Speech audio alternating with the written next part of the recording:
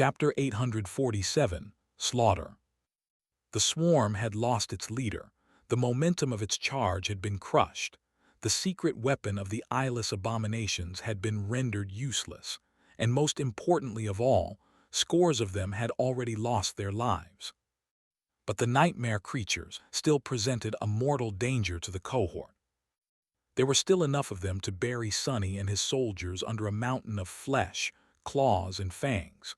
More than a dozen fallen abominations remained, as well, rushing forward to devour the 7 humans. An ugly smile appeared on Sonny's face. "Come get us, then." As the blade of the cruel sight shone with incandescent light, he sliced through the body of a lunging beast and issued a quick command. "Vanguard, follow me." He put the shaft of the somber spear in the way of a snarling maw, shifted his weight to throw the enemy to the ground, and struck another abomination with the butt of his weapon. "Kim, move forward to the crest of the hill. Samara, get closer and keep pressuring the fallen." As he spun and unleashed a diagonal cut, beheading a disoriented monster, a new memory was already weaving itself into existence. A thin iron chain was soon wrapped around his neck. On it hung a small statuette in the form of a beautiful young woman that held a spear in one hand and a human heart in another. Blood was pouring from a gaping wound on her bared chest. The dying wish seemed to come alive as his essence flowed into it. Death wish, enchantment description. Those who witness the wielder of this memory are compelled, friends to be inspired, foes to seek the wielder out. The power of the memory grows the more enemies they give the gift of death and can be consumed to heal the wielder's wounds. Death charge, 0/1000. Now that Sonny was at the front of the cohort's battle formation, both his soldiers and the nightmare creatures could see him clearly. Well, he wasn't sure if the eyeless abominations could see anything, but they definitely perceived him in some mysterious way. The effect of the transcendent charm could be felt instantly. Behind him, the 4 fighters of the melee vanguard were suddenly reinvigorated. Their movements grew faster, sharper, and more focused. The enemies, on the other hand, became even more frenzied. They lunged at Sonny like rabid beasts, consumed by blind hatred, hunger, and madness. With all this fury mostly concentrated on him and him alone, Quentin, Bell, Dorn, and Luster gained some space to breathe. Which was a good thing, but... Grab!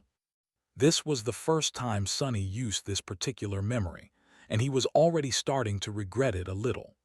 The pressure of the mad onslaught that the affected nightmare creatures unleashed upon him was no joke. Gritting his teeth, he spun and danced, slaughtering one abomination after another. Guided by him, the vanguard slowly pushed into the swarm, taking a few tentative steps forward. Sonny served as the tip of their formation, turning into a bloody hurricane of radiant silver and bleak steel.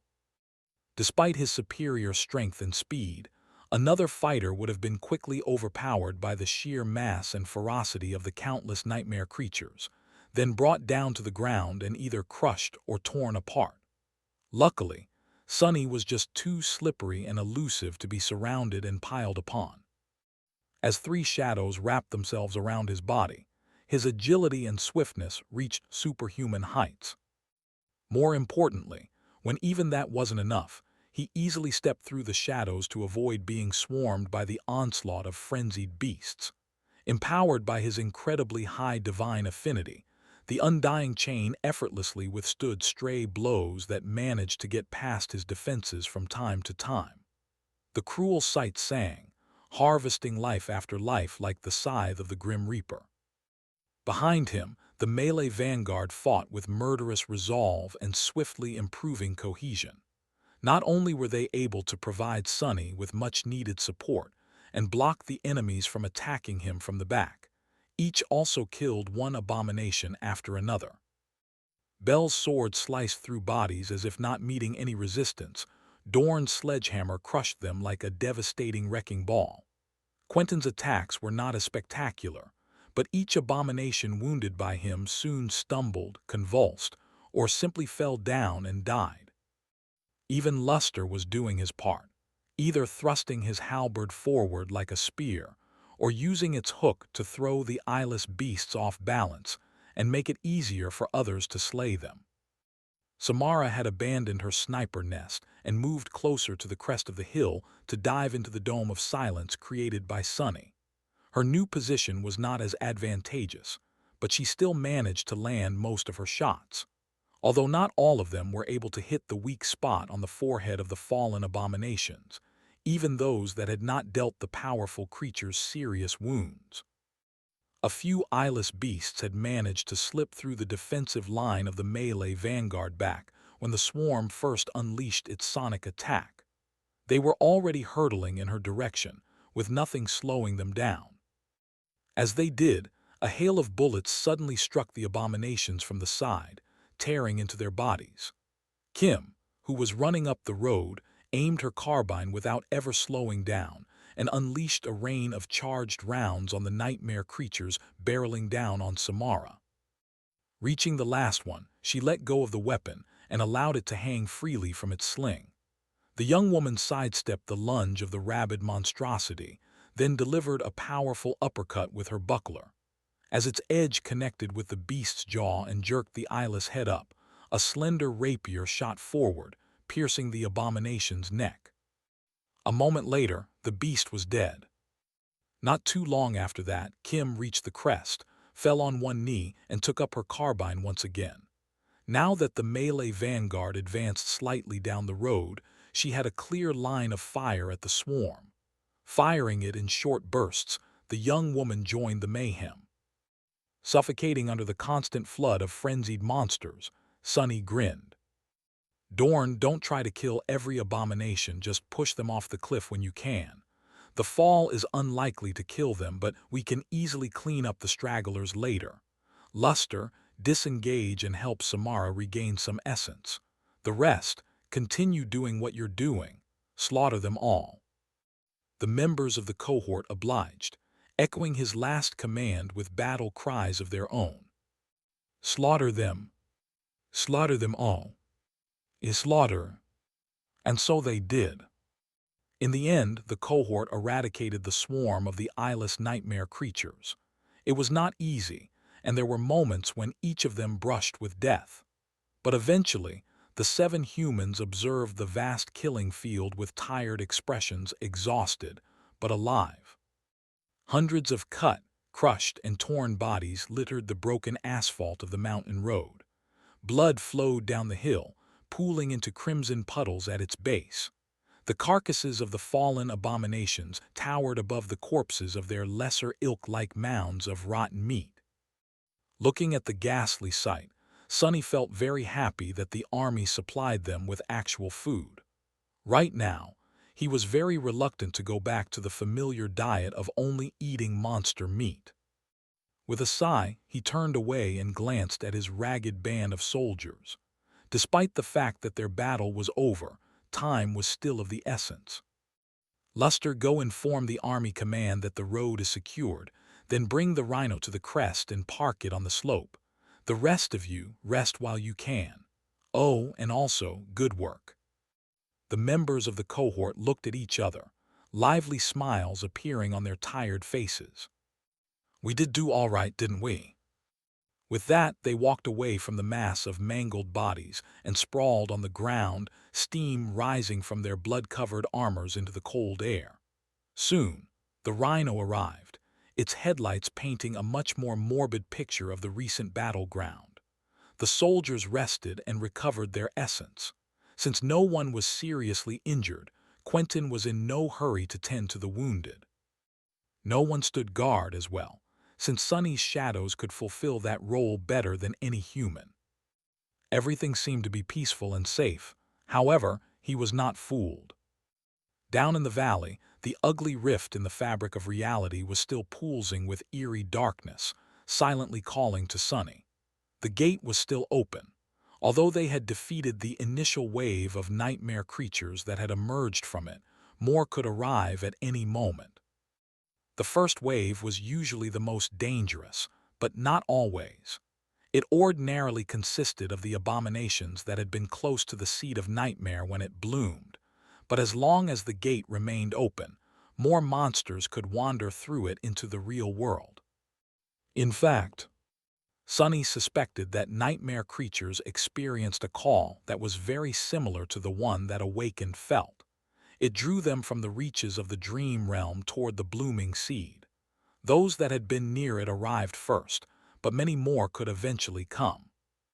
That was why if a gate could not be closed, it had to be contained and constantly monitored by the government forces, at least near or within the population centers.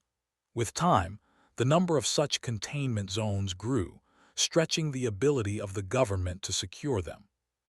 So the cohort was not entirely safe. He stared at the eerie rift for some time, feeling the call slowly eating away at his sanity. Then, Sunny shook his head, walked over to the rhino and sat down in its shadow. He was tired as well. It was time to sort out the results of the battle. Summoning the runes, he thoughtfully studied them. Name Sunless. True name lost from light. Rank ascended. Class Devil. Shadow Cores 4/7. Shadow Fragments 777/4000. Curses. Despite the scope and ferocity of the recent battle, he had only received 30 or so shadow fragments from it, 4 for killing the Gate Guardian, the rest for slaying the fallen abominations. Since Sunny was ascended now, he gained nothing from slaying nightmare creatures of the dormant and awakened ranks. Becoming a tyrant was not going to be easy. Whatever. He continued to read the runes with a sour expression. Memories, Silver Bell, Puppeteer's Shroud, Midnight Shard, Extraordinary Rock, Prowling Thorn, Endless Spring, Dark Wing, Moonlight Shard, Mantle of the Underworld, Weaver's Mask, Broken Oath, Autumn Leaf, Cruel Sight, Covetous Coffer, Undying Chain, Heavenly Burden, Memory of Fire, Memory of Ice, Strike of Thunder, Morgan's Warbow, Shadow Lantern, Bone Singer, Shadow Chair, Overpriced Saddle, Dying Wish, Evil Eye. Sunny had learned to weave names into the memories he created after coming back from the nightmare. Shadow Chair was the exquisite wooden chair he had borrowed from Noctis. Sadly, no other item Sunny had tried to bring back to the real world survived.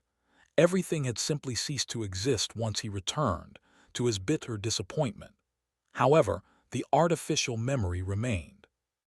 The overpriced saddle was the stupidly expensive saddle he had commissioned for Nightmare. The Evil Eye was the new memory he had just received for killing the devil named Defiled Witness. There were also a few awakened memories he had gained, but they seemed only good enough to be fed to his shadows. I'll deal with them later. He turned his attention back to the runes. Echoes. Shadows, Marble Saint, Nightmare, Soul Serpent. Attributes faded, Flame of Divinity, Master of Shadows, Blood Weave, Bone Weave. Aspect Shadow Slave. Aspect Rank Divine. Aspect Abilities, Shadow Control, Shadow Step, Shadow Manifestation. Aspect Legacy, Shadow Dance. Flaw Clear Conscience. Dream Anchor, Tower of Longing. The name of the Soul Serpent was dim and lifeless. Sunny could not dismiss or summon the shadow back after gifting it to Rain, at least not from a distance. He still felt a subtle connection to it, though. He knew that Serpent was alive and well. That's something at least. They are both all right. With a sigh, Sunny concentrated on his new memory, the Evil Eye. After reading the description, he learned that it was capable of enhancing one's vision, making a person capable of discerning more details, and seeing things clearly from a greater distance. The effect had to be rather powerful since it came from a fallen devil, but he had to decide what to do with it. Sunny could either use it himself, feed it to one of his shadows, or give it to one of his soldiers. Samara and Kim were the best candidates. The awakened sharpshooter would be able to pick off targets from much further away, which was an obvious benefit. The timid seer, however, Sunny was very curious to find out how the augmentation of the evil eye would affect her ability to see the vulnerabilities of his enemies. After thinking about it for a bit, he turned his head and said, "Hey, Kimmy, come here for a second." The evil eye seemed to suit Kim's aspect very well. Of course, the cohort was only going to really learn how much it had been improved during their next battle, which, without a doubt, would follow very soon. But not yet. Sitting on the ground and watching snowflakes dance in the dim sky, Sunny rested and evaluated the performance of his soldiers, and his own, in the clash against the swarm of eyeless beasts. Overall, he was satisfied with the result. Why wouldn't he be, considering that the enemy had been destroyed while none of his subordinates had suffered a serious injury? Everyone had performed well. Belle, Dorn, and Quentin had shown their value as elite combat specialists. Samara had confidently surpassed his already high expectations. Kim had been instrumental to their overall effectiveness and provided adequate support. While Luster's contribution had not seemed that spectacular, his presence actually made all the difference. The young man had also done well enough for himself as a second-line fighter. However, things weren't that simple. A subtle frown appeared on Sunny's face. How troublesome. The relative ease of their victory had been predicated on several factors. Firstly, and most importantly, control over the terrain and the proper use of its advantages. Secondly, the immediate elimination of the fallen commander of the swarm. Without the defiled witness, none of the nightmare creatures had possessed fearsome, unnatural powers. The vile abilities that devils and abominations of higher classes possessed added an element of unpredictability to every battle. It was that instability that made any kind of strategy and planning unreliable. This time, Sunny had been able to remove the threat and maintain tactical superiority. But what about the next? He doubted that every future battle would be as orderly. Lastly, the cohort had not held back and unleashed its full power to destroy the swarm. Sunny had avoided using his trump cards, but his reserves of essence were now depleted by more than a half. His soldiers were in an even worse situation. It was going to take a couple of days for them to recover, maybe less if Luster was involved. Sunny did not regret going all out, since it allowed him to create a benchmark of what the cohort was capable of. However, he had a nagging suspicion that they would not be allowed the luxury of carelessly burning through their essence in the future. Who knew when the next combat engagement would come? There was no guarantee that the cohort would receive the time they needed to recharge. Conserving essence is going to be a priority. I feel it in my bones. His expression darkened. The more his soldiers were constrained in how to express their powers, the more risks they would have to endure. Turning his head slightly, Sunny threw a calculating glance at Luster. The young man suddenly shivered and looked back. Captain, why are you staring at me?" Sunny gave him a reassuring smile, which only made Luster appear more nervous, for some reason. "Oh, just thinking about the future. But since we are talking, take Kim and go collect us some soul shards. Don't bother with the fallen abominations, though. Their hides are too tough, so it would be a waste of time to dress them. The army would take care of this." As the officer in charge of the cohort, Sunny was privy to the information about how saturated the soul cores of his subordinates were, not to mention that he could make a rough estimate himself simply by taking a look. Actually, they did not need too many shards. Dorn and Samara had long reached full saturation, while Belle and Quentin were extremely close to it. Only Luster and Kim lagged behind a bit due to their age. The cohort was going to reach its full potential sooner rather than later. As Luster and Kim left, chaperoned by one of his shadows, just in case, Sunny leaned on the hull of the Rhino and closed his eyes. After spending years in the deadly and unpredictable expanse of the dream realm, he knew not to miss the rare and precious opportunities to rest. For a while, the small mountain valley was calm and silent.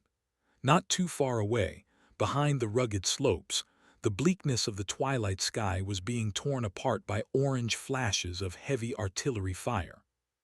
The echoes of thunderous explosions reached the valley from time to time, but the mayhem itself remained somewhere in the distance, where the main body of the army division was engaged in a bloody battle against the small horde of nightmare creatures.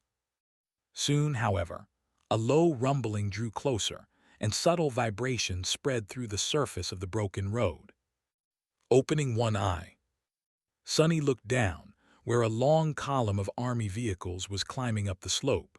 At its front, a squad of war platforms marched, their wide metal feet sending cracks through the asphalt with each step. A few of the smaller ones were holding rifles not unlike the coilgun wielded by Samara. Of course, in their giant hands, the massive rifles looked small and lightweight, like modest sidearms at most.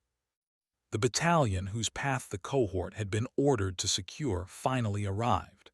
They were going to follow the road and flank the horde of abominations, finishing the pincer maneuver. This probably meant that Sonny and his soldiers were done with their short respite. Soon, the towering war platforms reached the crest of the hill where Rhino was parked, lingered there for a moment, and continued down into the valley. The army vehicles and members of the mechanized infantry arrived next, accompanied by a good number of awakened. One of them stopped near the spot where the cohort was resting and glanced at the carnage below. His face paled. The man remained silent for a while, then glanced at Bell, who was relaxing on a boulder nearby. You guys killed all these abominations by yourself." The swordsman simply smiled. "Sure did." The awakened stared at him incredulously. "But there are hundreds of them." Bell blinked a couple of times, then shrugged. "So we're irregulars." The soldier opened his mouth, then closed it, then opened it again. Bell, meanwhile, thought for a bit and added, Don't be too impressed. Our captain probably killed half of them. We just stayed back and tried to make ourselves useful." The awakened soldier was clearly impressed. He looked at the swordsman with begrudging respect, remained silent for a few moments, and asked, "Who is your captain?" Bell suddenly laughed. "Our captain, he is the devil himself." At that moment, Samara appeared from the hatch of the Rhino and called out to Sonny, "Captain, we are being hailed on the comms." He sighed, then opened his eyes and reluctantly stood up. As the awakened soldier stared at the pale young man with wide eyes, he smiled pleasantly, and then disappeared without a trace, prompting the man to flinch and take a step back. Back inside the APC, Sonny emerged from the shadows, walked over to the communications suite and sat down behind a terminal. At the press of a button, Master Jet's face appeared on the screen. Soul Reaper seemed to be standing in front of a pile of mangled corpses, illuminated by an angry orange glow. Dancing flames reflected in her icy blue eyes, making it seem as if they were glowing. Set against that backdrop, her smile looked rather sinister. "Hey, Sonny, I heard that your cohort won its first battle. I guess congratulations are in order." He nodded and studied the carcasses of nightmare creatures behind her. "Yeah, you seem to have achieved a victory as well. What's the situation like with the other divisions?" The field army had separated into 7 divisions after reaching the Antarctic Center, or was it brigades? Sonny was still a bit confused about the hierarchy of army units. In any case, one of them had stayed behind in Falcon Scott, while the other 6 had deployed south and were currently on the move. Each consisted of 10 to 15,000 soldiers and was accompanied by 700 awakened or so. Master Jet shrugged. "It's not too bad yet. The irregulars are doing their job as well. For now, everything seems to be going according to plan. What about you? How did your cohort perform?" Sonny sighed. "Not bad. We mopped up the opposition easily enough. However, we wasted a lot of essence. If the intensity of the conflict picks up, I'm not sure if I can employ the same strategy again." She nodded. "It will definitely pick up, so good thinking." At that moment, something thundered from the dynamics, and the image on the screen became noisy for a few moments. Soul Reaper lowered her communicator and looked somewhere to the side with a resentful expression.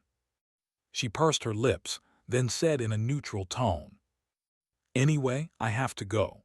Follow the flanking battalion for now and help them deal with the horde that's blocking your division from advancing south. Don't exert yourself and your soldiers, though. Take it easy and conserve your essence." Sunny smiled. "Will do." Master Jet glanced at him briefly and nodded. "Good luck, Sunny." He sighed. "Good luck to you, too." However, the signal had already cut, turning the screen black. All that remained was his pale reflection. Sunny lingered for a few moments, then shook his head and headed toward the exit hatch of the Rhino. Nothing much had changed outside. The sky was still cold, dim, and illuminated by the distant cannonade of human artillery. In the valley below, the Army engineers were setting up autonomous observation posts around the active gate and laying explosive charges around it. While humanity could not close every gate, it had learned to diminish their threat in various ways over the years. Encasing them in cement or burying the rift under tons of soil were just a couple of methods to slow down the emerging nightmare creatures at least a little. Another group of support personnel was already cleaning up the road and harvesting the soul shards. Sunny could have made a point about securing his share of the spoils, but it was too much hassle. The results would be tallied and converted to an appropriate amount of contribution points anyway.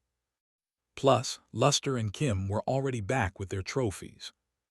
Stepping out of the APC, Sunny looked at his soldiers.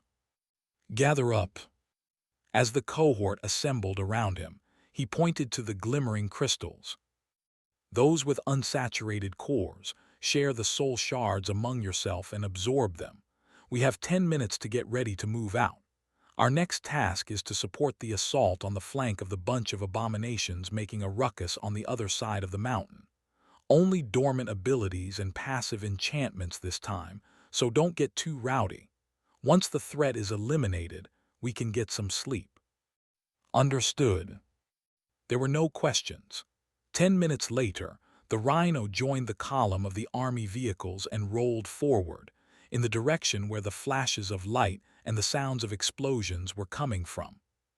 The flanking battalion passed the small valley, climbed high up the slope of the mountain, then crested a narrow pass and came in view of a massive battle below. Around 2,000 nightmare creatures were pressing down on the defensive line of a well-organized human force.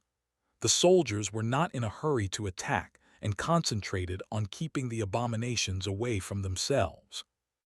The barrage of explosive shells, squall of slugs unleashed by the towering war platforms and countless soldiers of the mechanized infantry, and several hundred awakened were doing a good job of containing the raging horde. Looking at the chaotic battlefield from above, Sunny grimaced. At this distance, the 6 nightmare gates that had disgorged the horde were already whispering into his ears. "This is going to get old really fast, isn't it?" The Army command soon sent them a packet of information, marking down priority targets in the mass of abominations and transferring other important data. As the battalion formed to start the assault on the flank of the enemy force, Sunny studied it all and then pointed at an especially ugly monstrosity. "That will be our target. We must take this gate guardian down. You guys help me clear the path to the big bastard, then stay back." Sure, Master Jet had told him to take it easy, but Sunny was not going to miss a chance to earn a few shadow fragments. His eyes gleamed with bloodlust, making the members of the cohort shift uncomfortably. Soon the preparations were done, and the flanking force attacked. At the same time, the main body of the division changed its routine, initiating a charge of their own. Pressed between the two, the horde of nightmare creatures stood no chance. Of course, the battalion attacking from the slope of the mountain and the irregulars accompanying it got it much worse than the rest of the human force. Nevertheless, the resistance of the abominations was quickly crushed, and they were ruthlessly eradicated. Sonny managed to take down another gate guardian as well. As the exhausted soldiers celebrated the decisive victory, he scowled deeply and then looked south. The whispers assaulting his mind were growing stronger and stronger. A moment later, the ground shook, and the fabric of reality seemed to split open in the distance. Sonny closed his eyes for a moment. 1, 2, 3. As he watched with a weary expression, several new nightmare gates suddenly tore a path into the waking world. Then even more. The shocked soldiers rushed to get back into formations, while countless abominations were appearing from the rifts, flooding the air with their frenzied howls and shrieks. Worse still, one of the gates opened directly behind the army, putting it into an encirclement. Standing on top of the corpse of the massive guardian, Sonny sighed and shook his head dejectedly. This is going to be a long day. Well, of course it would be. Since they were in Antarctica, this day was going to last for another few weeks, and then turn into a night that would last for many months. He had a feeling that this endless night would feel even longer. 7 new gates, a flood of nightmare creatures, thousands of tired soldiers who had hoped for a well-deserved reprieve after the long and furious battle, only to have that hope snuffed out in an instant. Sonny could feel the resolve of humans surrounding him falter, but in the end, they quickly collected themselves. The officers barked orders, the soldiers hurriedly gathered in proper formations, the lumbering mobile war platforms repositioned to open fire on the new threat. Truth be told, the new development was well within the division's ability to handle. Luckily, none of the gates showed signs of reaching Category 3, so they did not pose more of a threat than the previous 6. The human force had barely suffered any casualties, if any at all, in the recent battle, and they had a theoretical chance of repeating that success. If there was one problem, though, it was that the division, just like Sonny and his soldiers, had overexerted itself in the previous engagement. Logistical vehicles hastily moved forward to give the fighters an opportunity to reload their empty magazines and recharge their armor suits. Artillery needed new batches of explosive shells. Infantry needed energy cells and ammunition. MWP companies needed to cool down to avoid a forced shutdown. All that demanded time, which caused humans to blunder the immensely important opening act of the second offensive. Additionally, they had lost the precious terrain advantage and strategic control due to the fact that one of the gates opened behind them. That just meant that the warriors of the awakened detachment had to pick up the slack and buy their mundane comrades a chance to regroup and properly enter the battle. That included Sonny and his soldiers, too. Damnation! Sonny remained motionless for a few moments, studying the approaching flood of nightmare creatures as his mind went into an overdrive. He had no doubt that hundreds of awakened accompanying the division would be able to stall and destroy the threat, eventually. However, this time, the human force was not going to achieve victory with minimal losses. Many people were going to die. Was it time to unleash his trump cards already? This is just day 1, for heaven's sake. He had come to Antarctica in search of greater strength. Saving the lives of his fellow soldiers sounded very much like something that a man of conviction would do. However, Sonny was not convinced. Why should he go above and beyond to help these people to even the odds? It was not like they were going to suffer a crushing defeat. Victory was all but guaranteed, with only its cost remaining in doubt. Showing his aces, on the other hand, was a bit risky. Sonny would have felt more comfortable if he and his cohort were acting alone, but here in the middle of a massive battlefield. The thought left a bad taste in his mouth. He was tempted to bide his time. There was a grim feeling slowly rising in his heart, though. Indeed, it was the very start of a campaign that promised to be long and arduous. If Sonny did not go all out and his division lost a bunch more soldiers as a result, the losses would not be anywhere near substantial in the grand scheme of things. However, what would happen if a bunch of soldiers died tomorrow, too, and then the day after that and the day after that? Pretty soon, there would be no one left to fight by his side. And that was a big problem. Suddenly, a simple and chilling realization struck his mind. Sonny's eyes widened slightly. The thing he had come to understand was so straightforward that it bordered on obvious. Antarctica was not a place where one could hold back. Even though the chain of nightmares was far away from reaching its full magnitude, everyone had to exert themselves to the absolute limit already, or face eventual and inevitable destruction. In fact, even that might not be enough. Sonny gritted his teeth. He had known that this cataclysm was going to be a dreadful trial, of course, but now it became starkly clear that even Sonny had underestimated the true scope of the disaster. Theoretical understanding was very different from actual knowledge.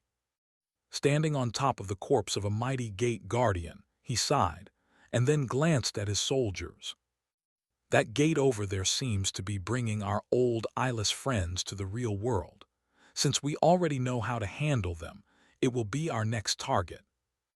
As one of the very few masters in the division and a captain of the first irregular company to boot, Sonny had a larger responsibility than most. It was a given that his cohort would have to lead the charge on one of the 7 gates.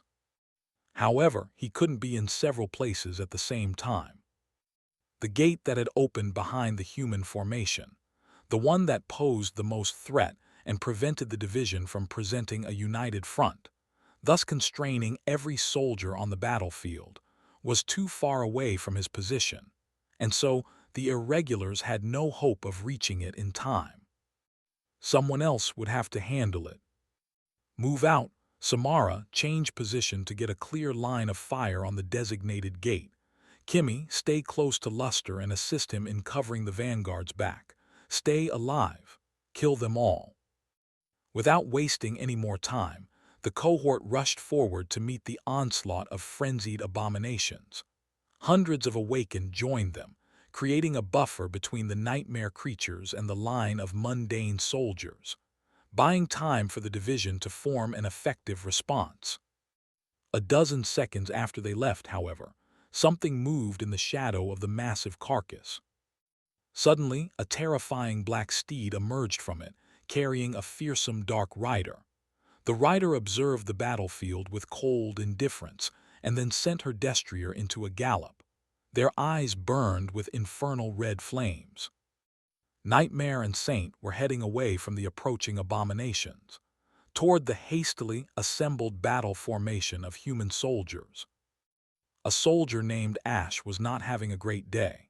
Early into the battle, his powerful exoskeleton armor suit sustained damage to one of its knee joints. Although he could still fight and shoot his rifle, not to mention more than willing to face the abominations despite having his mobility severely reduced, the command judged that the risk was not worth it.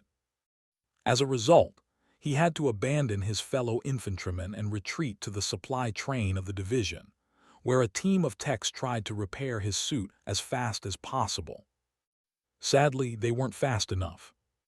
Who knew that a bunch of new gates would open, with one of them appearing almost on top of the scarcely defended supply train.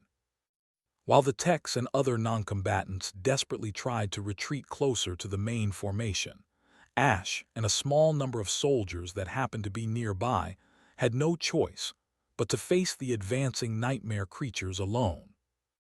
They unleashed a torrent of bullets at the monsters, but there were just too many of them. Even when he emptied his shoulder-mounted launcher to send a hail of miniature rockets into the mass of rabid abominations, the surprisingly potent explosive load his missiles carried failed to make any difference. He had managed to slaughter a number of dormant bastards with that salvo, but those of them that were awakened. You needed an awakened to kill another awakened. All mundane soldiers knew that, more or less. Slowly, Ash's blood turned cold in his veins. Bad, bad, bad. An officer's shout reached his ears through the communication system of the armor suit, barely legible because of all the distortion produced by the mass of gates. Attack bayonets. Attach bayonets. That was the order that every soldier dreaded. Ash resolutely pressed a button on the side of his rifle. A moment later, a powerful alloy blade slid from underneath its barrel, turning the weapon into an improvised spear. Come then, wretches. Despite his bravado, Ash felt more and more like he was not going to live to see the next day, or whatever it was that counted as a day in the damned southern quadrant. The odds just seemed too slim. The awakened abominations were bad enough, but he at least had a theoretical chance to take down one or two with the help of his powered armor. But there were also fallen ones. Most terrifyingly of all, a creature that resembled a giant, ancient, rotting carcass of a monstrous deer had just emerged from the gate, sending the other ghastly beasts into a frenzy. It had to be a devil, at least, or maybe even a tyrant. Ash shuddered and readied himself. Well, so be it. We need to give the supply guys time to run.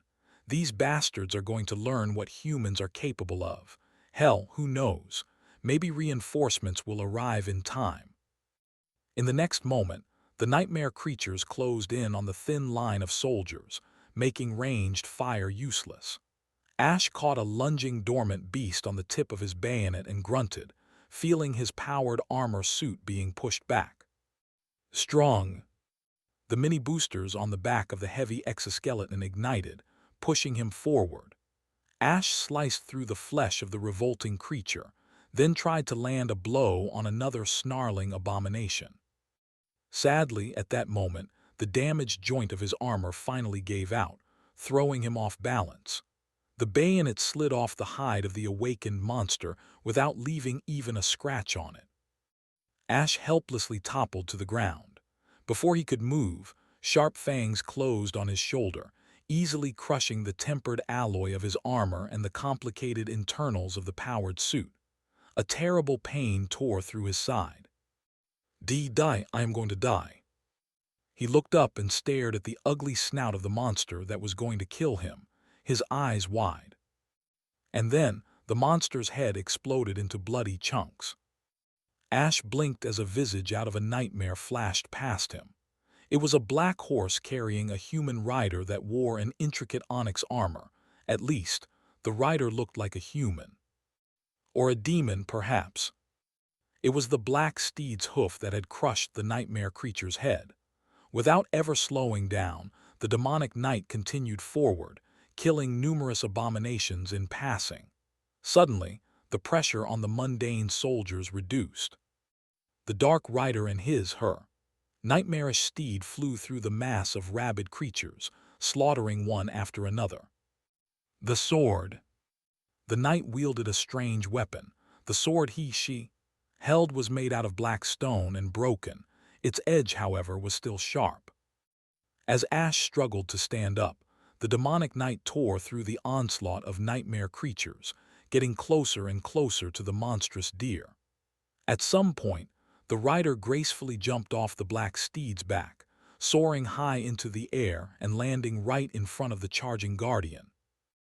Ash didn't see what happened next, because the figure of the infernal knight became hidden behind the mass of nightmare creatures. All he perceived was a chilling, absolutely inhuman shriek that suddenly rolled across the battlefield, so loud that the auditory systems of his exosuit failed to filter the deafening wail out. Gods! Finally, he managed to raise himself from the ground. The battle was still not over. In fact, it was only starting.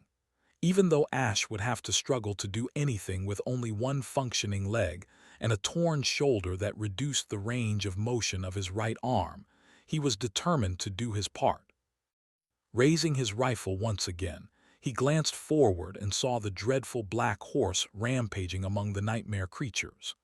There was no sign of its demonic rider, but judging by the erratic movements of the giant deer-like monstrosity, the Onyx Knight was fighting it.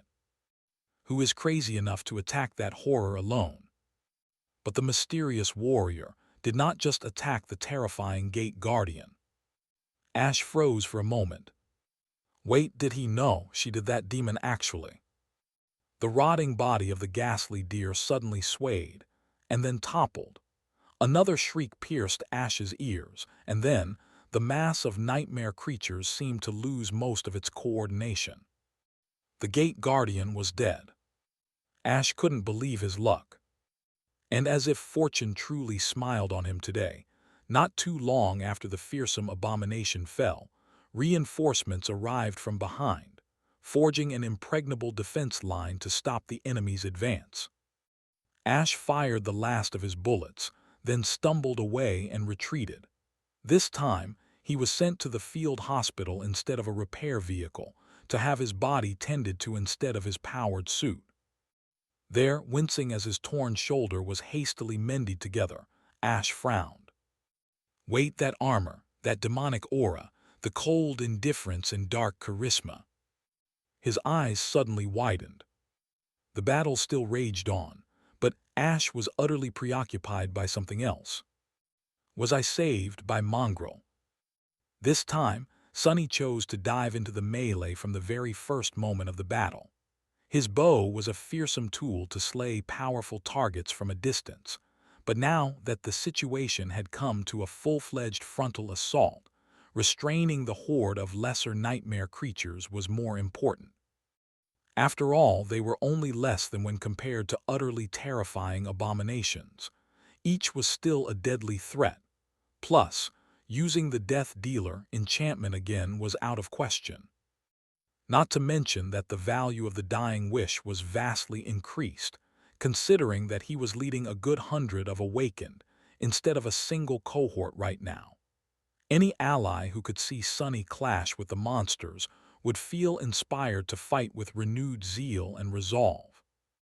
On the other hand, he was also facing an entire horde of nightmare creatures instead of a single swarm.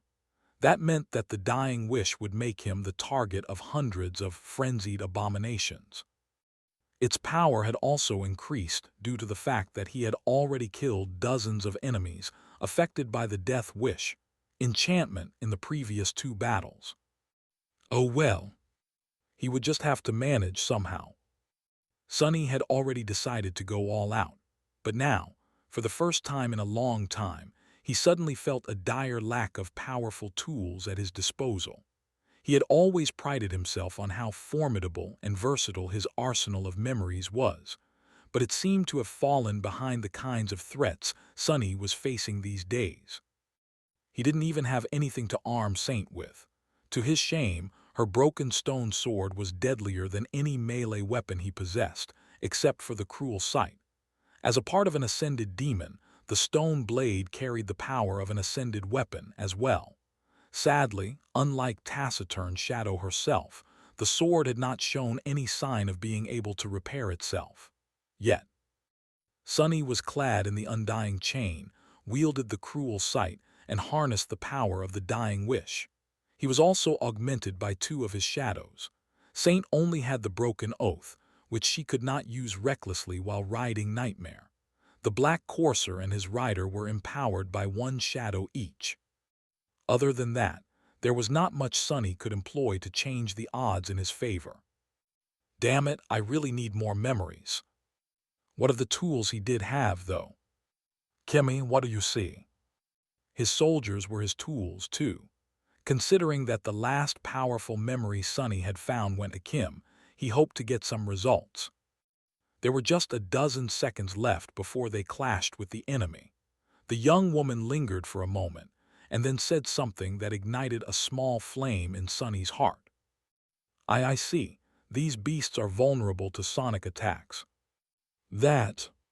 Sonny had formed a similar suspicion after facing the eyeless abominations for the first time, but unsubstantiated suspicions were not something a good strategy could be built upon. Now, however, I bet it's their perception, has to be. He summoned the flute carved out of a strange emerald femur, the Bone Singer. This ascended memory of the third tier which he had gained in the Red Colosseum possessed three enchantments: Sonorous, Silenced, and Sepulture Song. The first one allowed the flute to sing at various volumes. This was the enchantment Sunny had copied to the silver bell and the ordinary rock. The second allowed the flute to create a dome of silence around itself. The third one, Sunny had not been able to use it yet. It was supposed to raise the dead. However, one had to know how to actually play the flute to activate it, which Sunny did not. Additionally, the risen corpses would be murderous, wicked, and uncontrolled. The only way to command them and prevent them from attacking the summoner was to soothe them with a correct melody, which he had no way of knowing as well. In any case, Sunny was only interested in the sonorous enchantment right now. Commanding the flute to sing as loud as it could, he saturated it with his essence and then threw the bone instrument to luster. "Play it." The young man caught the emerald flute and stared at it with a startled expression. "But Captain, I have no idea how to." Sunny was already turning back to the tide of abominations. "Just blow into the hole, damn it." Luster hesitated for half a second, then obediently brought the Bone Singer to his lips. A moment later, a deafening, discordant, ear-piercing whistle exploded from the flute, spreading far and wide. And just a moment before the flood of eyeless abominations crashed against the awakened, they suddenly stumbled and lost their momentum, as if severely disoriented. Sunny grinned as the cruel sight reaped the life of his first victim. The Bone Singer had not produced a sonic attack per se. It was just terribly loud and hideously shrill. However, just like he had thought, that turned out to be enough. The beasts were blind. After all, they had to perceive the world through some other means, and their hearing had turned out to be the dominant one of those. If Sunny had to guess, he would have said that the long spikes on their backs were meant to sense sound waves spreading through the air, which the abominations were then able to interpret into a coherent picture of their surroundings. Subjecting them to the terrible song of the Bone Singer was akin to using a flashbang grenade. Without ever slowing down, Sunny cut into the horde of nightmare creatures. Driven into a murderous frenzy by the dying wish, hundreds of them rushed forward to tear him apart, only to die by his blade. Sunny had fully unleashed his powers. Dancing between the abominations like a dark deity, he slaughtered them without stop. Now that Sunny did not have to control the shape of the battlefield, he used shadow manifestation to enhance his own might. Dark tentacles rose from the ground to ensnare and rip his enemies apart. From time to time, 2 additional limbs appeared on his body, piercing the abominations or slicing their bodies with adamantine claws.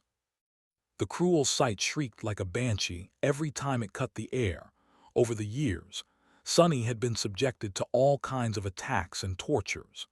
The Dark Mirror, enchantment of the Somber Spear, had long accumulated a vast library of elemental damage types. He had just never had a reason to use any except for divine flame and soul attacks. Things were different now. Soon, piles of corpses and rivers of blood surrounded him. The more abominations attacked him, the more he was able to kill. The sight of the slaughter was both terrifying and eerily beautiful. The awakened detachment of the human division faced the onslaught of the nightmare creatures, shuddered, but managed to hold the horde off for a few precious minutes. Then, the mundane soldiers of the First Evacuation Army joined the fray.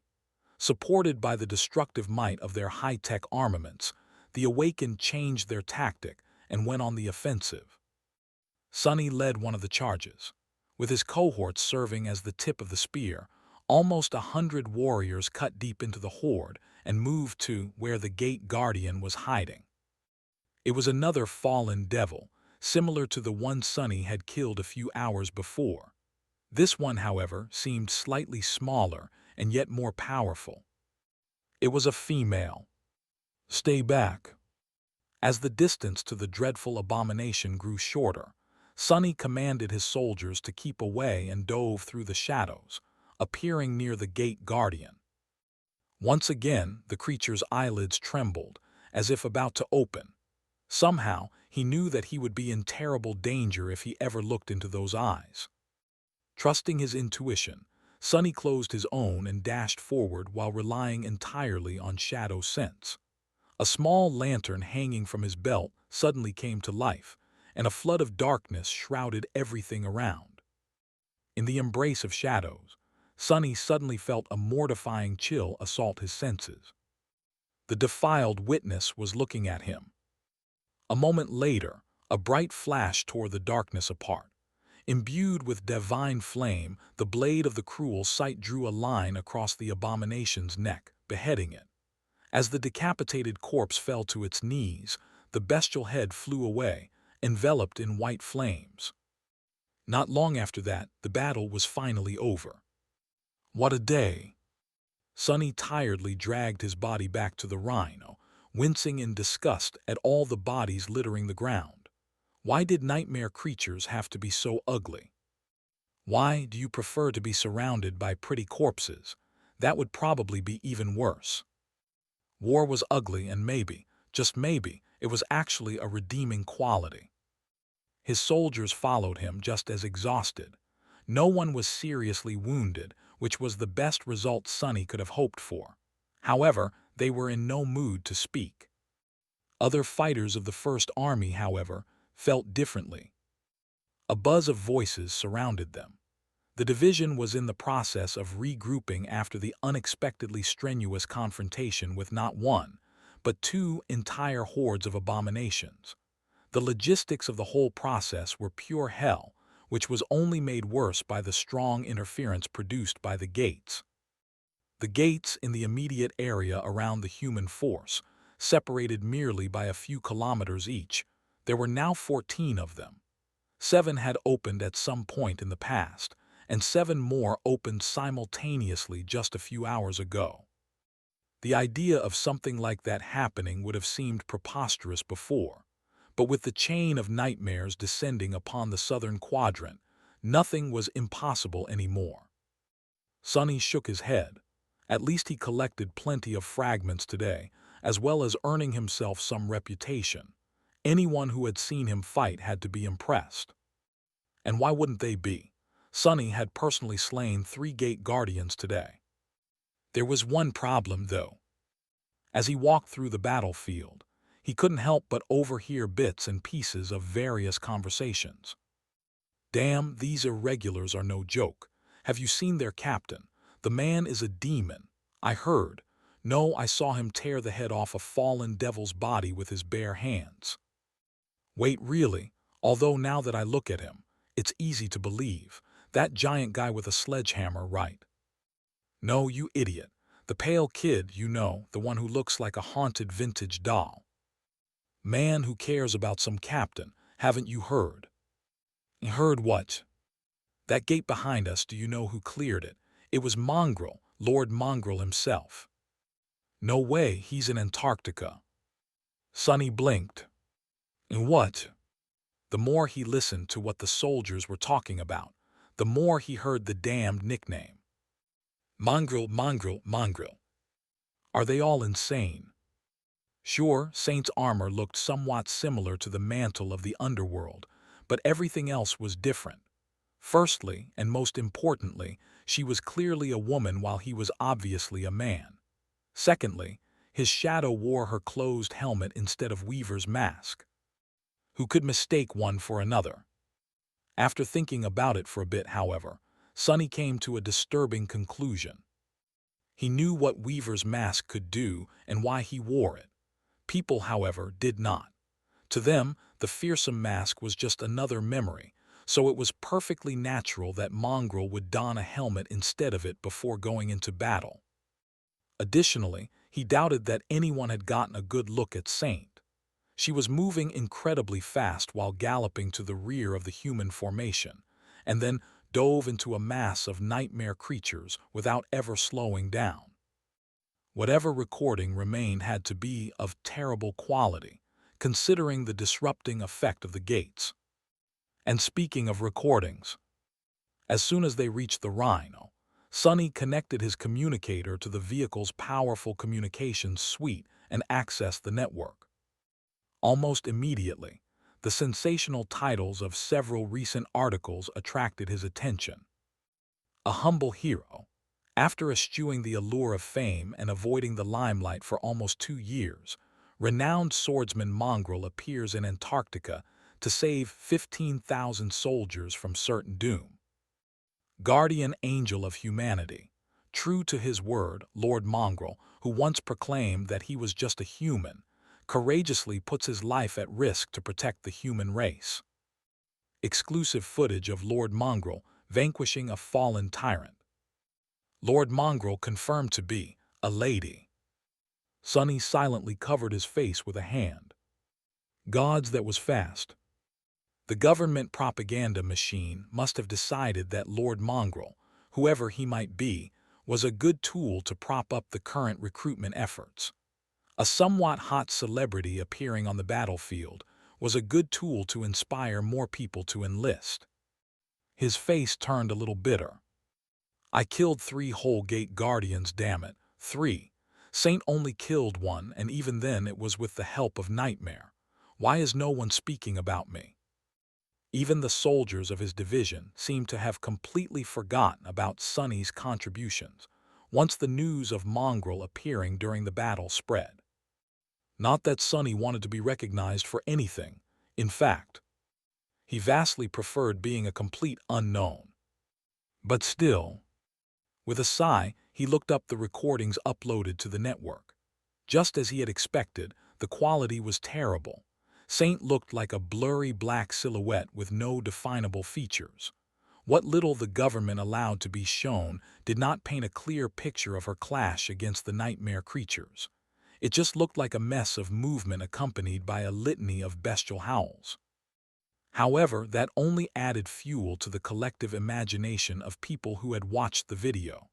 He read a few of the discussions and closed his eyes for a moment, holding back a groan.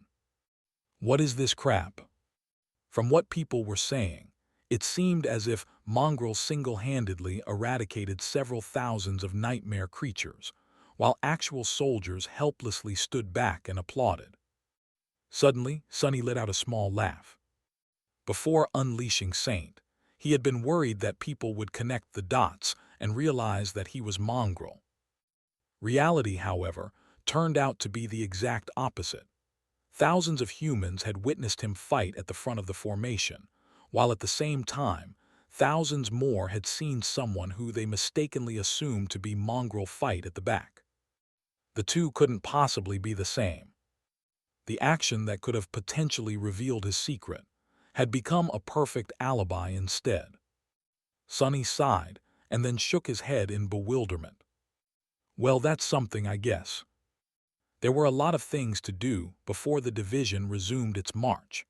Soul shards had to be extracted from the carcasses of the nightmare creatures.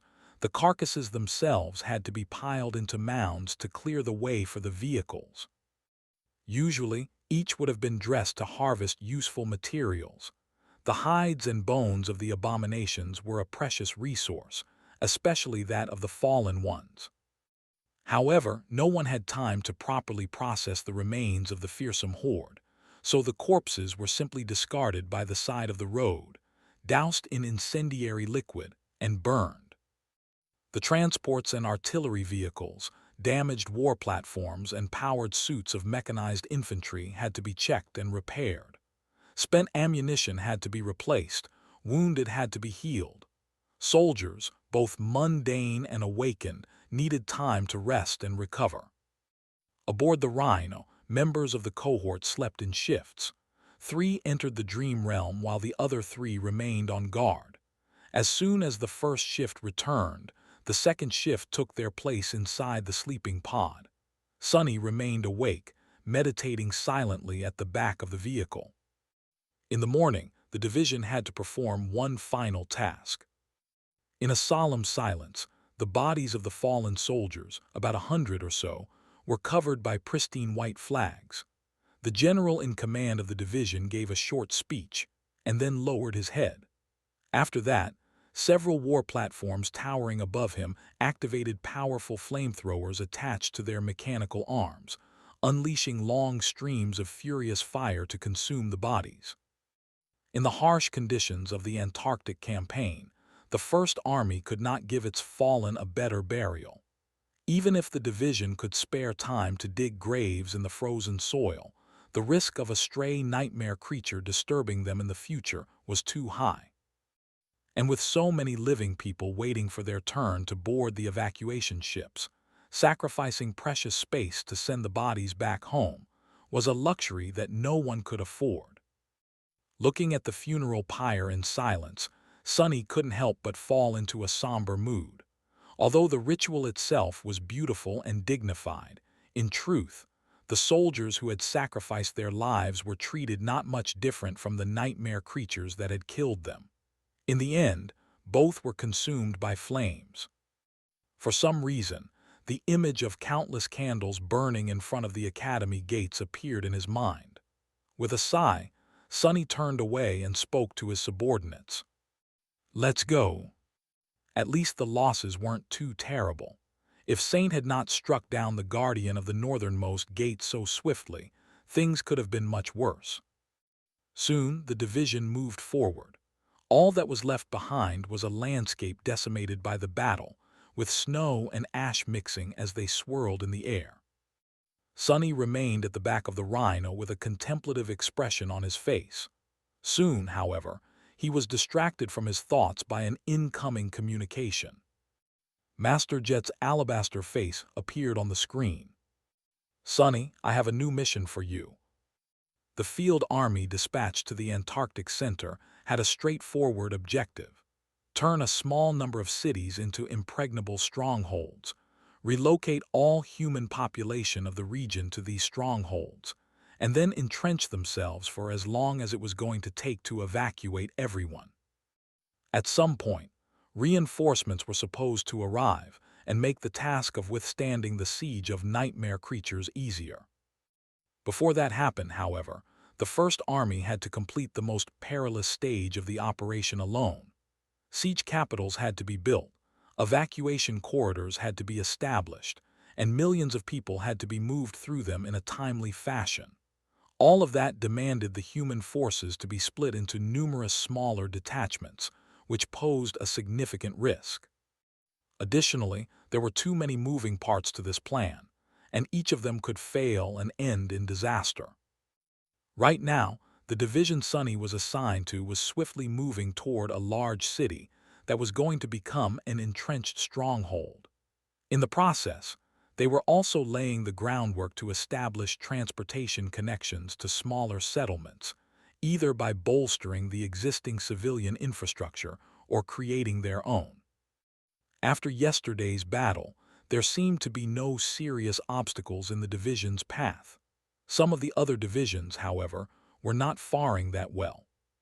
Soul Reaper seemed a bit tired as she spoke from the screen.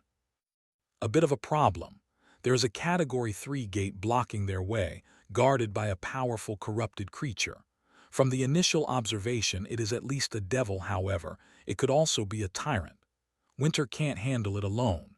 You and I are the closest, so buckle up. Separate from your division and move southeast at full speed until you reach the rendezvous point. It's about 70 kilometers away from your current position." Sonny briefly studied the map, then said hesitantly, "A corrupted tyrant. Are you sure that the three of us can manage killing it?" All corrupted abominations were frightening, but a tyrant, the thought of facing one in battle made Sonny feel ill at ease. He had only ever fought one creature of that rank, the Wormvine. Even then, he had only killed the vile monster by slaying its host with the Aider's wooden knife. Of course, Sonny had been a mere awakened back then. He was much more powerful now. But what truly disturbed him was the lack of information. Fighting an enemy after studying it for a while was completely different from going in blind. He probably had a slim chance against a corrupted tyrant if there was ample time to prepare. As it stood, though, Master Jet did not seem to share his concerns. She grinned darkly and then shook her head. The three of us is enough. However, this time we won't be fighting alone. Someone else will be joining the fun. Sunny raised an eyebrow. Who? Soul Reaper leaned forward a little. A saint. The first evacuation army was accompanied by 3 saints. One was loyal to the government, while the other two had been sent by the great clans. Unofficially, Valor and Song had refused to participate in the Southern Quadrant campaign. Officially, however, they still had to keep up appearances. For that reason, each had provided a token force to support the evacuation effort, and the 2 saints in question were in charge of these forces. Sunny did not know who these transcendents were. All he knew was that the government had wisely chosen to separate them, sending one to East Antarctica, while the other ended up in the Antarctic Center. And now, apparently, that latter was coming to aid the irregulars in vanquishing a powerful corrupted abomination. He was not sure how to feel about that. On one hand, the help of a saint was more than welcomed. On the other hand, one of the reasons he had decided to participate in the Antarctica campaign was to get away from the great clans and their machinations. Now, it seemed that he just couldn't escape coming in contact with the sovereigns and their forces. Curse it all. With a sigh, Sunny sent Luster the coordinates of the rendezvous point and walked over to the pilot's cabin. We have new orders. Get to this location as fast as possible. The young man yawned, studied the coordinates for a bit, and then nodded. Aye, sir. He lingered for a moment. By the way, what's there? Sunny shrugged with a nonchalant expression. A corrupted tyrant, something like that. Luster paled, stared at him with wide eyes, and suddenly grew very quiet. Rhino left the marching formation of the division and accelerated forward, quickly overtaking slower vehicles. Then, it made a sharp turn, left the wide highway entirely, and entered uneven terrain. Its massive wheels easily rolled through mud and rocks. Thanks to the high-tech suspension system, the members of the cohort barely felt any disturbance. In the next several hours, the armored vehicle briskly traversed the wild expanse of the Antarctic Center. Powerful spotlights installed on the Rhino's roof flooded the landscape in front of it with stark light, cutting the dimness with wide beams. Various sensors supplied Luster with additional information to better steer the heavy carrier. The Antarctic Center was very different from the wilderness of Asia that Sunny had seen during his brief train ride. It was just as lifeless, but in a different manner. There were fewer signs of past wars and disasters here, but at the same time, the land somehow seemed even more desolate. It was much more uneven and mountainous, too. Basically, most of the landmass was covered by a vast mountain chain. Because of that, the horizon was obscured most of the time, and it was hard to notice any approaching threats. More than that, the landscape itself looked strange and alien. Well, no surprise. After all, Antarctica had been covered by ice for millions of years, and only recently shrugged off its heavy veil. The passing of monumental glaciers had left many strange things behind. The Rhino was doing an amazing job of navigating the complicated terrain. It moved toward the rendezvous point with sufficient speed, sometimes making use of existing roads, sometimes cutting through untouched wilderness. It climbed or descended tall hills and mountain outcroppings, traversed stretches of frozen marshlands, and waded through labyrinths of giant boulders with equal ease. If there was one thing that kept Sunny tense, it was that he rarely had an opportunity to see far ahead. These days, the southern quadrant was not as lifeless as it had used to be. The life that was spreading through its reaches, however, was not the kind anyone in the waking world would welcome.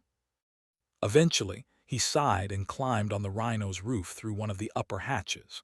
Since Samara was yet to return from the dream realm, Sunny was the only member of the cohort with decent means of ranged attack.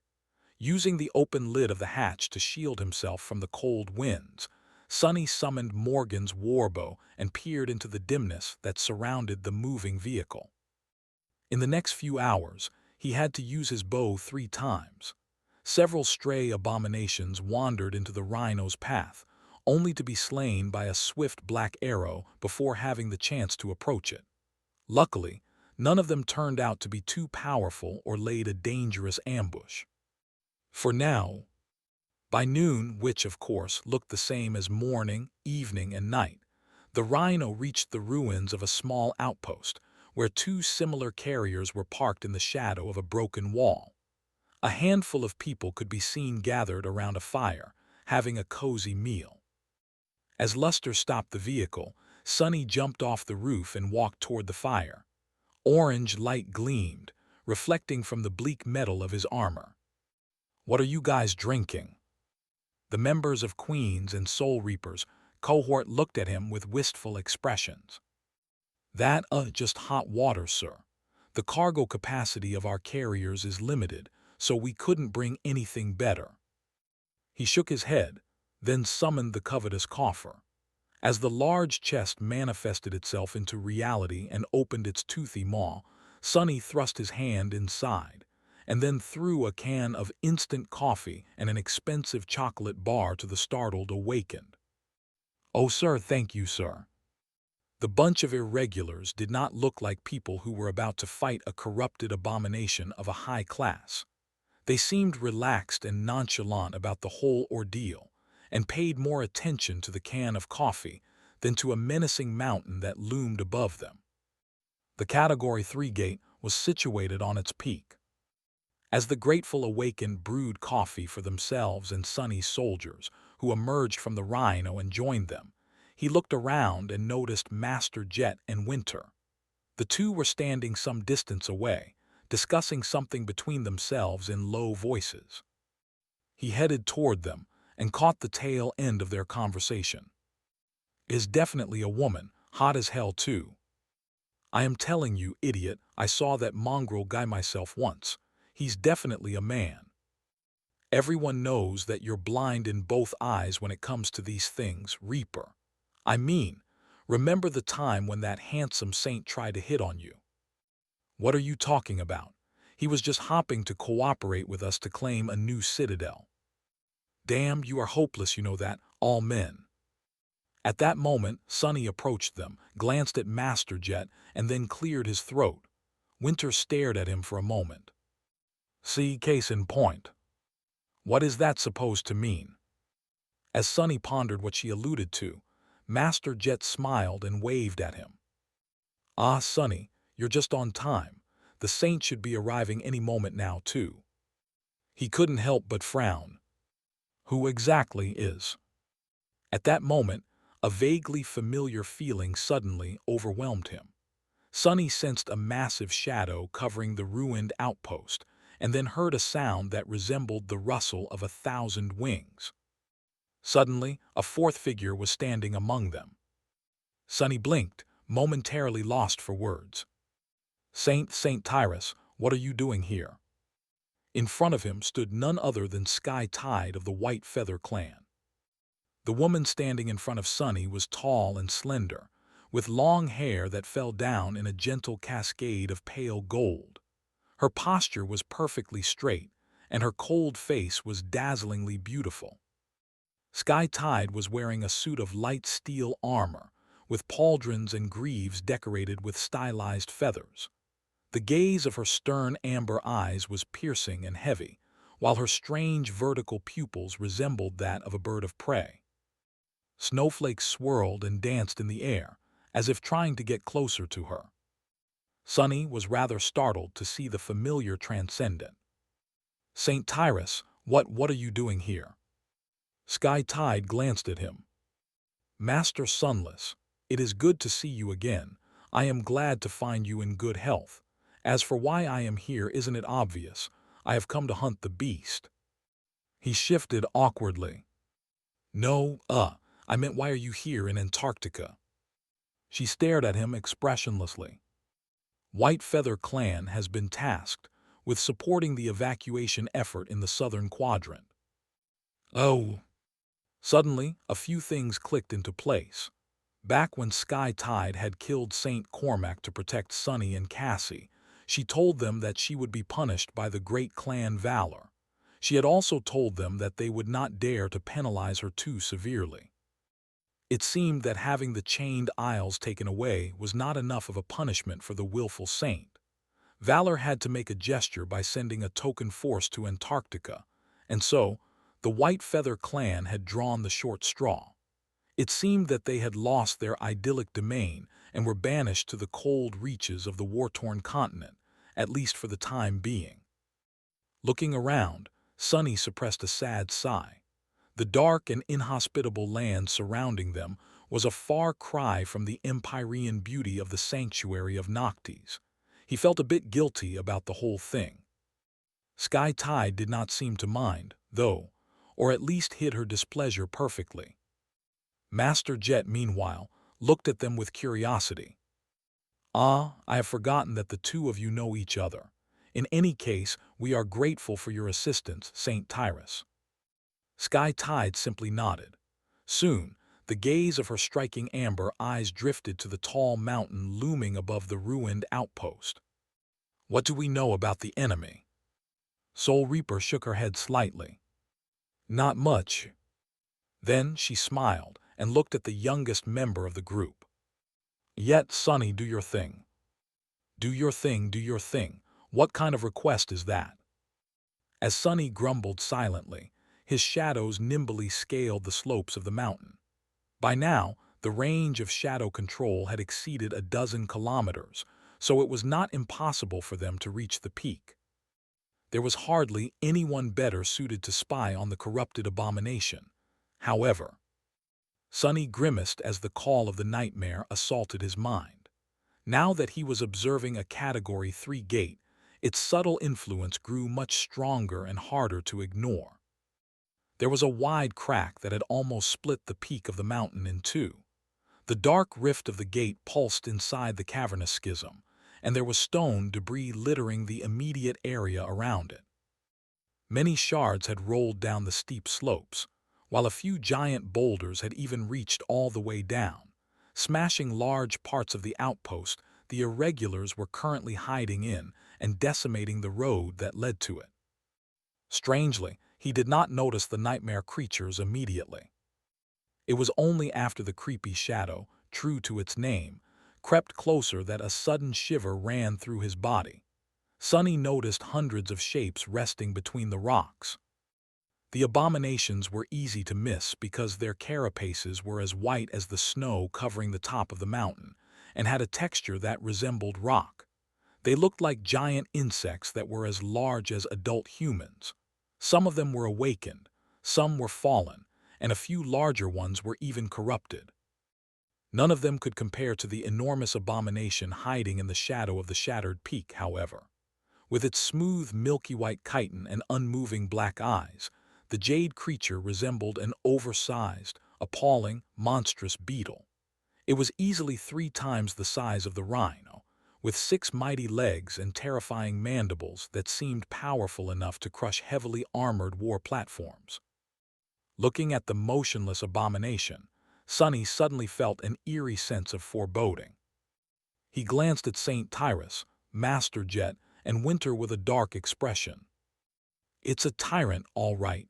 Large, thick armor, resembles an insect. There are around 500 drones under its command, many of them fallen. I've noticed at least 24 corrupted lieutenants as well." He lingered for a moment and then called out, "Kimmy." The seer of his cohort activated her aspect ability, allowing him to see the swarm of stone beetles in a new light. Studying their tough carapaces, Sunny slowly listed a few vulnerable points, then shifted his gaze to the tyrant. Unlike its minions, the giant white beetle did not seem to possess any pronounced weak spots. Sunny did not know whether the armor of the powerful creature was that good or whether Kim simply could not peer through the defenses of an enemy that outranked and outclassed her so much. But the result was the same. Killing the tyrant was not going to be easy. He shared what little information he had been able to gather and glanced at the other officers with doubt. "So what do we do now?" St. Tyrus remained silent, but Master Jet smiled. Her smile was dark and vicious. "What else? We kill it." Sunny blinked. "How?" Soul Reaper waited for a few moments, then looked at Sky Tide. The Transcendent crossed her arms. "I will handle the tyrant. As long as it's bound to the ground, I can attack the creature with impunity. If one attack doesn't crack its shell, 10 will. If 10 attacks fail, 100 will do the job." She looked at the irregulars and frowned. "However, you will have to deal with its retinue. That task is not going to be easy." Winter snorted and then suddenly laughed. "Easy, what's that?" They did not spend too much time trying to come up with a detailed plan. Firstly, because the nightmare creatures could have discovered the irregulars at any moment. Secondly, because no plan they could come up with would have been reliable. There was just too little information at their disposal. Without knowing what the tyrant, the few devils serving it, and the lesser soldiers of the stone hive were capable of, what was the point of creating rigid strategies? The battle ahead was going to be decided by raw power, resolve, and ability to swiftly adapt to changing circumstances. Luckily, the irregulars had more than enough power at their disposal. With 3 elite masters and an actual saint leading them, there was hardly a more fearsome human force in the Antarctic center. Would that power be enough, though? They were going to find out soon. How did I end up here? Creeping up the slope of the mountain with a morose expression, Sonny bitterly remembered his dreams of becoming a rich, decadent, cowardly shop owner. What was he doing on a continent drowning in nightmare gates, preparing to battle a corrupted tyrant and its army? He could have been relaxing in the hot springs of a luxurious spa with a bunch of beauties right now.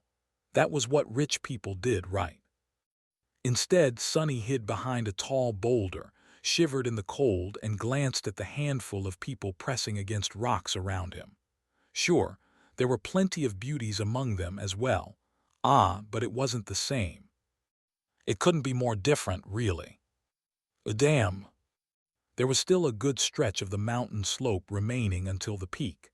That high, the air was not devoid of oxygen yet, but it surely tasted different. None of the awakened would be hindered by the slight hypoxia or suffer from the high-altitude illness, of course, but it still required some adjustment. Sunny sighed and watched as St. Tyrus calmly walked forward.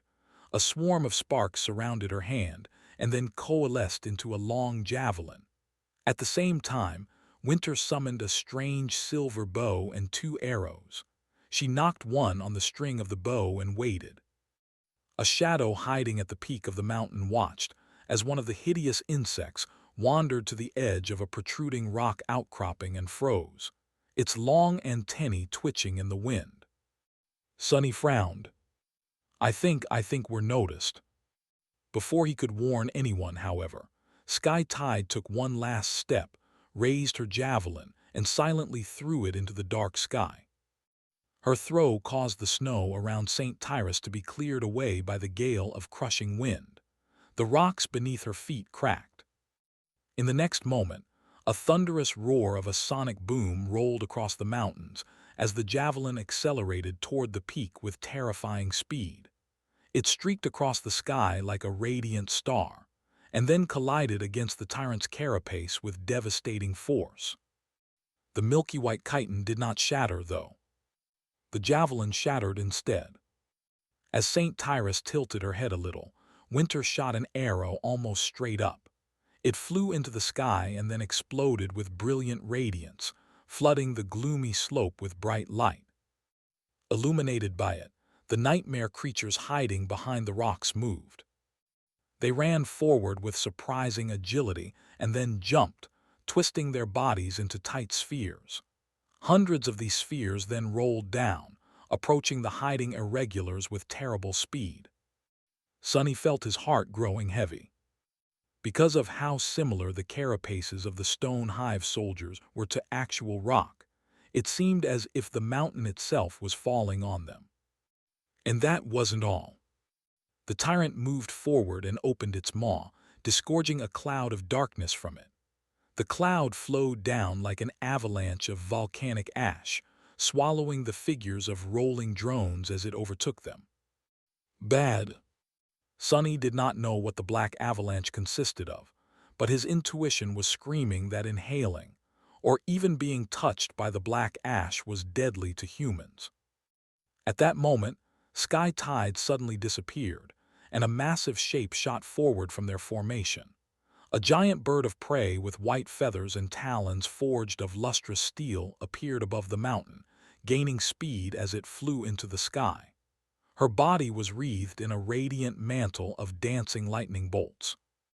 As Saint Tyrus moved her enormous wings, the cloud of black ash was torn apart by the hurricane winds and dissipated long before reaching the irregulars. She soared high into the dim sky and then plummeted down, aiming to savage the jade beetle with her terrifying beak. The two monstrous creatures collided, and the tyrant jumped back with an ear-piercing screech. A beam of darkness escaped from its maw, but Sky Tide was already rising into the sky as she circled to deliver another devastating attack. The bolts of lightning gathered on her body and then shot forward, colliding with the dark beam. It seemed to weaken considerably and missed the swift saint, disappearing into the somber expanse of cold heavens. A net of lightning descended from above and bit into the milky white jade chitin of the tyrant. A devastating thunderclap battered it like a physical attack. Tyrus folded her wings and fell down again, leaving deep grooves on the enemy's armor with her talons. The whole mountain shook from the ferocious force of their clash. Comparatively uninjured but hopelessly outmatched by the flying opponent, the jade beetle seemed almost aggrieved. Its black eyes stared at the silhouette of the colossal bird with an indescribable, inhuman emotion. And then the tyrant straightened. Its carapace suddenly seemed to split in the middle and move aside like a giant gate. From beneath it, four long, translucent wings emerged and then blurred, causing the massive creature to rise into the air. It would have been an eerily beautiful image if it wasn't so dreadful. Looking from below, Sonny gritted his teeth. Well, crap.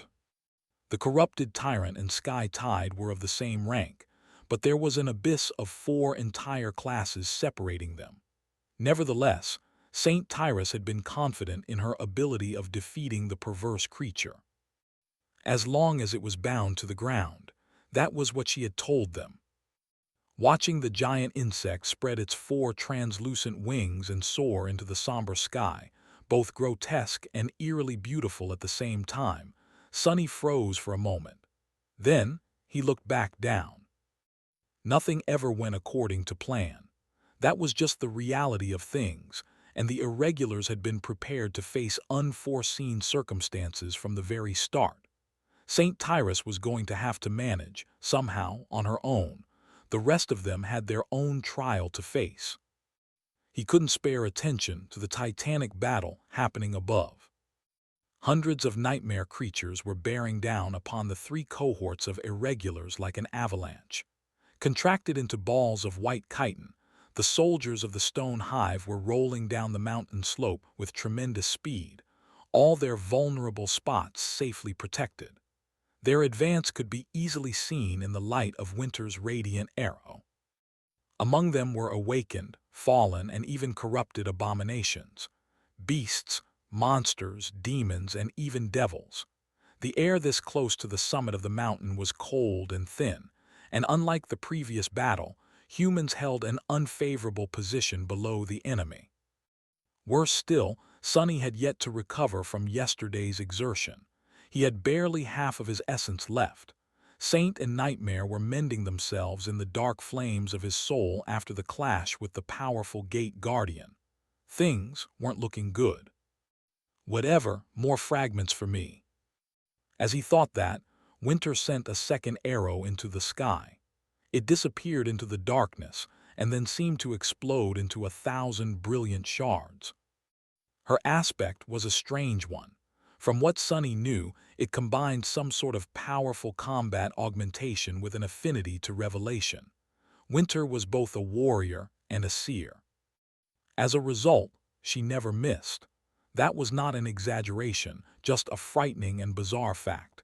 She had literally never missed a shot since becoming an awakened. It did not matter what weapon Winter used, be it a bow, a sling, a throwing dagger, or simply a rock. They always struck true. Of course, simply being able to hit the target did not always mean victory. What made her truly formidable was an extensive arsenal of enchanted arrows that she had accumulated over the years. Master Winter was basically a walking artillery unit. As the 1,000 brilliant shards rained from the sky, each revealed itself to look like a small silver arrow. They bit into the mass of rolling abominations, shredding their carapaces and finding their way through the smallest cracks in the chitin armor. Instantly, fetid blue lymph flowed onto the snow-covered rocks. A moment later, another arrow was already knocked on the string of Winter's bow, with several more already manifesting themselves from a whirlwind of sparks. Each appeared exactly as the previous one was sent flying. Shooting the bow with unnatural speed, she unleashed a squall of death on the mass of descending nightmare creatures. Every arrow was unique, but absolutely deadly. Studying the nimble, calculated, and lethal movements of the older master, Sunny couldn't help but sigh. So that's what a professional looks like. He had a long way to go if he hoped to reach this realm of archery. Soon, the other ranged fighters among the irregulars joined the fray. Almost all members of Winter's own cohort were sharpshooters of some kind, so it easily outshone the rest in this phase of the battle, reaping dozens of abominable lives. Often, the awakened marksmen aimed at the breaches in the white carapaces that the rain of arrows summoned by Winter had created. As blue runes ignited on the silver limbs of her bow, she grinned. "Show them hell. Whoever kills the most gets a hug, haha." The information about the weak spots of the Stone Hive soldiers that Kim and Sunny had provided also helped. Soon, he heard a familiar electric whine and saw a powerful explosion bloom among the abominations, ripping a few of them apart. Samara was adding her prodigal firepower to the deadly onslaught of the ranged specialists. Sunny, however, restrained himself from using a bow. In this battle, he needed to conserve his essence as much as possible. Plus, he was meant to play a different role. The tide of abominations was almost upon them. "Sunny!" He turned around and saw Master Jet running at him. Her short raven-black hair was dancing in the wind, and her eyes were burning with chilling blue light. There was a light armor of black leather wrapped tightly around her body, and a familiar dark glaive trailing behind her. Lowering himself slightly, he interlocked his fingers and offered his hands to her as a step. As soon as Soul Reaper's foot landed in this cradle, he strained his muscles and threw her into the air. Augmented by 3 shadows, his strength was nothing short of monstrous. Boosted by Sunny, Jet flew forward as if she was an arrow herself. The somber glaive flashed, cutting passing through the body of one of the corrupted abominations before it could even react. The creature rolled forward with tremendous speed for a few more moments, but then suddenly convulsed, unfurled its massive body, and came to a shuddering stop. Its white carapace was perfectly whole, with not even a smallest crack on it, and yet the massive beast was dead. As Soul Reaper slid on the icy rocks, hundreds of abominations attacked the line of irregulars and the swift human who had managed to kill one of their leaders. The massive balls of white chitin instantly unfurled into terrifying insect-like abominations and lunged at their victims, their sharp mandibles clicking and their segmented legs scraping against the stones. Master Jet was already moving, dodging numerous attacks as she dashed toward the next corrupted target. Looking at her, Sunny blinked. Fast. Then he had no more time to think. Even though the archers managed to kill and wound a lot of nightmare creatures, there were still enough of them left to bury the irregulars under a mass of chitinous bodies. Master Jet's sudden advance divided their attention and lessened the pressure on the rest of the human force, but that was not her primary goal. In this battle, Soul Reaper was tasked with the most important objective: eliminating the corrupted abominations that threatened to wipe out the awakened soldiers. Awakened were supposed to fight nightmare creatures of their own rank.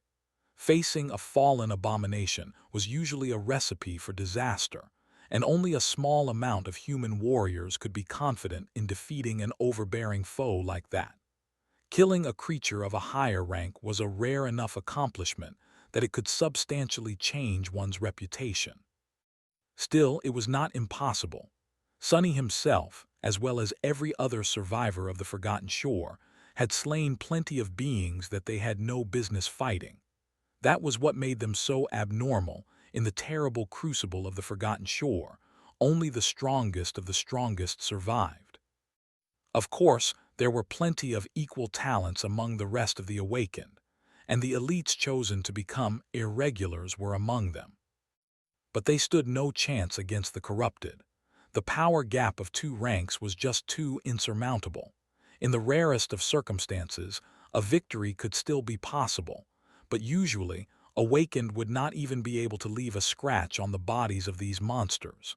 No conventional weapon could harm them either. That was why the corrupted lieutenants of the Stone Hive had to die first. Considering that these revolting insects possessed immensely durable armor, Soul Reaper had been chosen to strike them down. Her dreadful aspect, after all, allowed her to ignore all forms of physical protection. That did not mean that the rest of the irregulars were going to get it easy. Even without the strongest abominations, the rest of the hive was more than capable of tearing the few humans apart, unless humans destroyed them first. This time, the terrain they had to fight on did not give the irregulars any advantages. They could not create a layered formation where melee fighters held the enemies off in the front while the archers pelted them with arrows from the back. The small human force was destined to be instantly surrounded. That was where Sunny came in. Most of the irregulars created a defensive line slightly higher up the slope, while the ranged specialists continued to shoot arrows and other projectiles over their heads.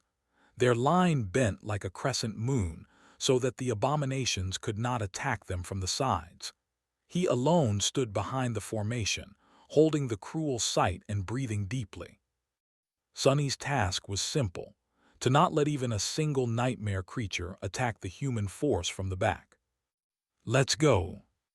The tide of Stone Hive soldiers broke against the single blade of Soul Reaper's glaive, collided against the defensive line of irregulars, and spilled over it. He saw a mass of abominations slide past him from the sides, slow down, then turn around and scurry back up the slope. His 4th shadow had just returned and wrapped itself around the blade of the cruel sight, and at the same time, the dying wish called the enemies forth. Sunny dashed forward with stunning speed. At the same time, the shadows around him seethed, and then exploded forward with 4 long and powerful tentacles. Each tentacle pierced the carapace of a nightmarish insect and tore its body apart. A moment later, the cruel sight shone with furious white light and slid into a thin crack between the thorax and the head of a fallen abomination, turning its soft innards and brain into ash. Sunny twisted his spear, decapitating the appalling creature. To his surprise, even without its head, the insect continued forward, trying to skewer him with 2 of its long, segmented legs. With a startled snarl, Sunny crashed into it with his shoulder and sent the heavy monster flying back like a cannonball. At the same time, his shadow tentacles twisted and shot forward, breaking the legs of several more abominations. Bastards, do you really think you can touch me? Pathetic bugs like you can never hope to kill a noble cockroach like me. Suddenly, a mad smile appeared on his face. Grinning like a lunatic, Sunny spun in the growing tide of Stone Hive soldiers, killing them one after another. After the Red Colosseum, it was not hard for him to shadow nightmare creatures. Even though bestial abominations like these did not possess sentience, let alone refined battle techniques, they still had unique instincts, behavioral patterns, and character. As such, he could mirror and predict their attacks just as well as that of humans. In fact, it was much easier, but also much, much harder. It was not difficult to peer into the essence of their ferocious combat instincts and adopt them, but doing so put him in terrible peril. It was hard to not lose himself. It was hard to remain human. Luckily, there was an anchor that held that which made Sonny a person together, his true name. Lost from light. With its help, he could always return from the formless depths of shadow dance, no matter how far he dove into its strange embrace. Stone-like chitin cracked and shattered, blue lymph shot into the air, broken mandibles and segmented limbs rolled away, severed by the ruthless blade of the cruel sight. For now, Sonny managed to prevent any nightmare creatures from getting past him. Most fell into a murderous frenzy because of the dying wish, and aimed to kill him and no one else, and the few that managed to shrug the effect off were dragged back and killed by the long and malleable shadow tentacles. There were more and more abominations attacking him, though, and among them, much more powerful creatures suddenly appeared. An ominous feeling brushed against Sonny's mind. What the hell? He could have sworn that an especially large insect had been barreling toward him just a moment ago. 4 tumorous growths of darkness within its body revealed that the giant abomination was a fallen devil. But now it was gone. Where is it? Before Sonny could find an answer, the mountain slope beneath his feet suddenly split open. And from it a hungry maw appeared, too close and swift for him to escape. Thanks for watching. Please subscribe and like the video and comment down if anything wrong in the story, and if have any suggestion to a new novel or want next part of any series, comment down. Our target is to get 1K subscriber. There will be surprise for all of you. Stay tuned.